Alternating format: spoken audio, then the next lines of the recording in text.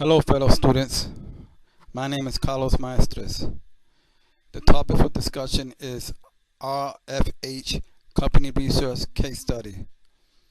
This presentation was created and approved by Carlos Maestres, student at Keller Graduate School of Management at Divine University. Course number 540, Professional Research for Accountants. RFH Company Issues and Objectives. Financial Statement Reporting.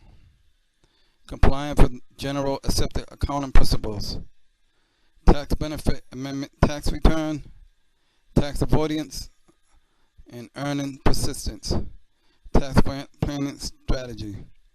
So basically, RFH, when preparing the financial statements, they were misleading the public and officials, creating fudge statements, and they need to comply with the GAAP, General Accepted Accounting Principle, and they needed to amend their tax return and benefit from a better tax plan or tax benefit.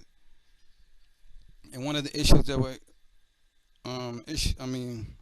involved was a tax avoidance and earnings persistence.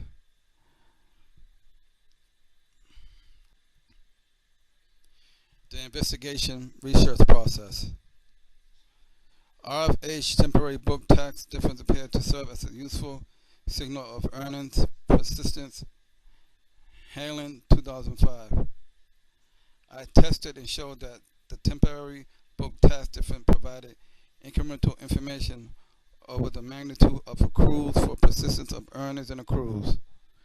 I then opined that there are multiple potential sources of large positive book tax difference. RFH Company Audit Findings. I find significant variation in current period earnings and accrual response coefficient and insufficient hedge returns in period T+1. And I also find inconsistent with investors being able to look through the source of large positive book tax differences, earnings management and tax avoidance, allowing them to correctly price the position of accruals for these subsamples. RFH Audit Codification Implementation. The source of alternative U.S. GAAP recognized by FASB to be applied by all non-governmental entities. An effort to reduce the complexity of accounting standards and facilitate international convenience. The effort results in a major restructuring of accounting and reporting standards. Level A DUS GAAP, previously issued by standard setters, was codified into a topically organized format, approximately 90 topics. Continue. It is not intended to change US AAP. It supersedes existing source of GGAP and any prior source of US GAAP, not included in the codification or grandfather are not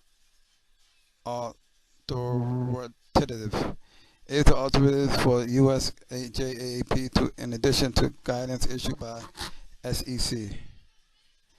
It eliminates the 4 prior levels of the US GAAP included for non-governmental entities and instead integrate US GAAP in which all guidance carry an equal level of authority. So basically, RFH company could benefit by following the codification rules.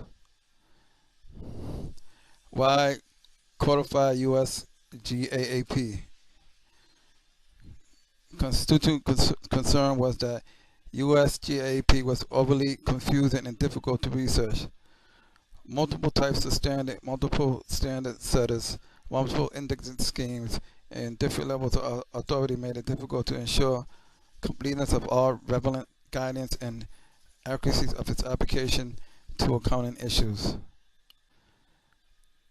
The goal of the codification: simplify users' assets or alternative US GAAP, reduce the amount of time and effort to be required to solve an accounting research issue, manage the risk of non-compliance with standards through improved usability of the literature, provide accurate information with real-time updates as new standards are released.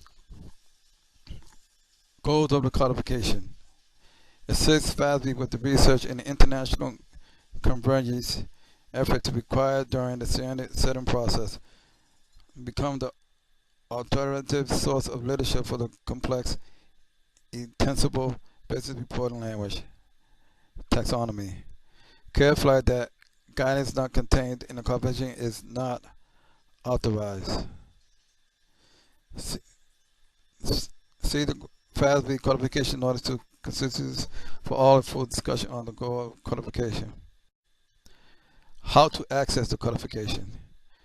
It is available online after the quick registration at http://asc.fasb.org and the link as linked from fasb.org. There is free access to the basic views of codification, free basic subscription to the professional view, which has enhanced functionality, search, retrieval function, pretty friendly with source and unity cross function.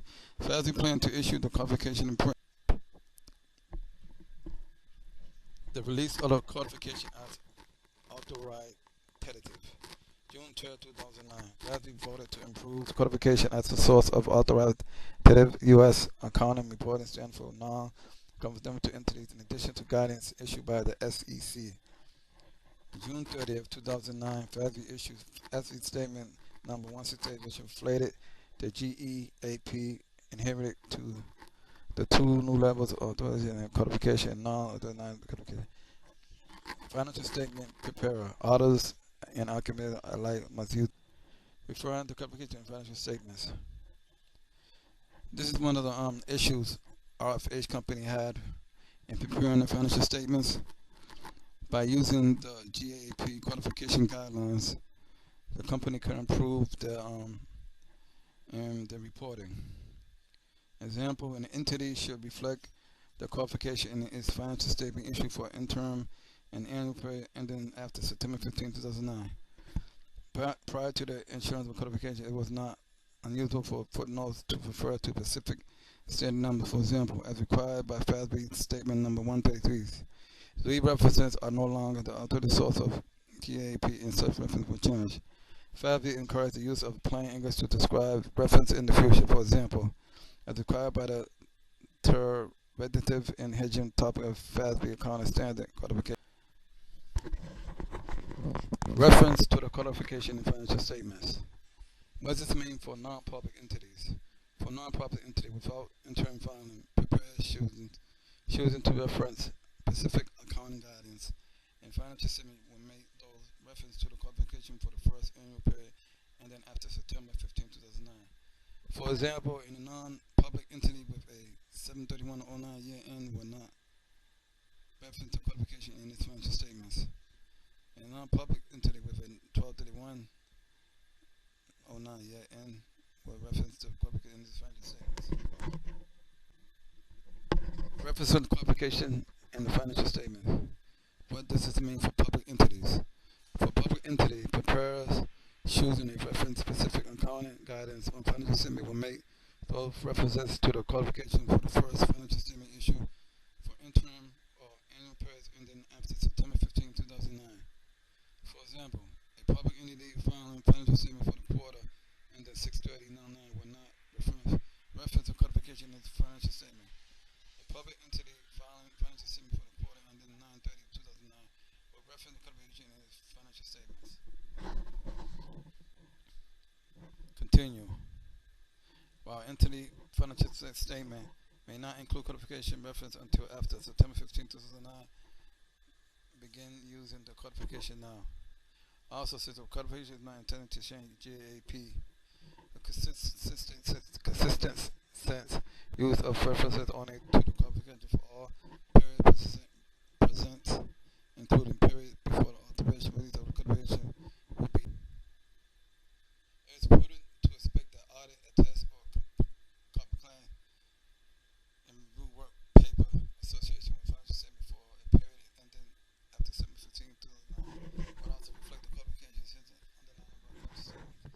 subject of those engaged in reference to codification. If an entity continues to follow grandfather guidance not included in codification, you will still reference those standards and not FASB. And the explanation in the partial listing grandfather guidance is included in FASB statement 1. Codification content includes alternative guidance, for example, standing session implementation guidance and so on. Excludes content deemed redundant or non-alternative, for example, much of basic. Continue. Content approach features. The codification uses a current text approach. It does not identify documents that solely amends other standards. The codification provides reference to the standard used in the codification through cross-reference tools available in the basic and professional view. The codification includes all level A DUS gap issued by a standard setter in addition to AICPA TS 51 reorganization paragraph. And there's more about the AICPA codification resources. You can use these to do research for any audit, accounting practice. Very helpful. Other resources, websites, codification sites available by FASB. Conclusion.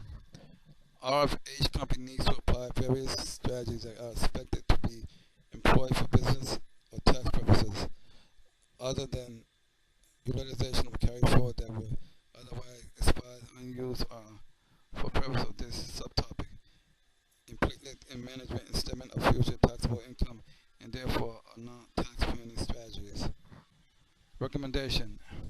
I recommend that RFA company read carefully the rules and regulations under the Financial Accounting Standard Board (FASB) to ensure that they are in full compliance with the General Accepted Accounting Practice (GAAP).